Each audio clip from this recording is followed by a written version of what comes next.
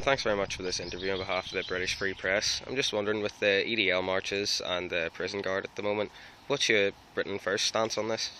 Well, I got up this morning.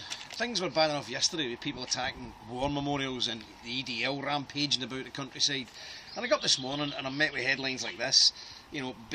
This guy who's in jail for plotting to behead a soldier then is now kidnapped and seriously assaulted with some of his colleagues, a prison officer, another Muslim fanatic, another Islamic lunatic in our jails, which are fast becoming training grounds for Muslim terrorists. And I'm absolutely appalled.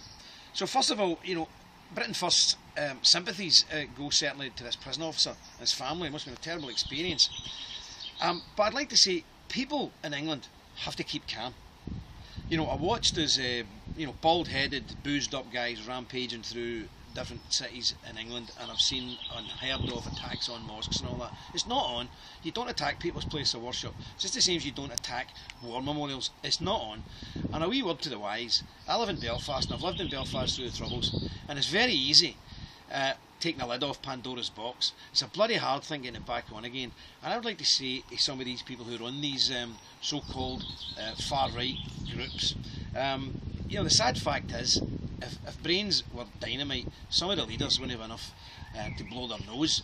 But there's a lot of good people involved in these groups, and they think they're doing the right thing because they're angry. Look, I understand your anger. I'm angry. But rampaging through streets won't cut it. We have to go here for a long-term political solution.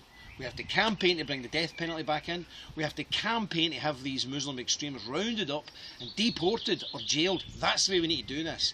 And we need to show the world that we are respectable, decent, ordinary British patriots. But by seeing us rampaging through town, shouting and bawling, and I may say nobody from Britain First does this type of thing, but there are people doing it, and they're doing it out of frustration and anger. I would say to them, please think what you're doing. Don't get involved in violence. Don't get involved in any of this nonsense. And let's remember, there's lots of good Muslims. There's no nice Islam, but there's plenty of good, decent, hard-working, tax-paying Muslims. You can't tar everybody with a one brush, and we have to be sensible here. I'm no soft touch, as you know. I have no time for Islam whatsoever. But let's not get carried away with ourselves here. There's a man here seriously injured in jail. Prison officer. We have the carry on now with the Help for Heroes not accepting money from the EDL, which I think is absolutely wrong.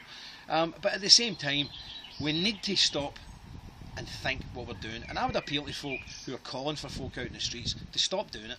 You cannot bring men out in the streets and let them run rampage. It's given us a bad name, it's detracting from the cause, and it's making us look extreme, and the people who the real problem is getting off the hook. So go for a political solution, go for a long-term solution, and let's campaign to have action taken against the people who are such a threat to us, this country and our soldiers.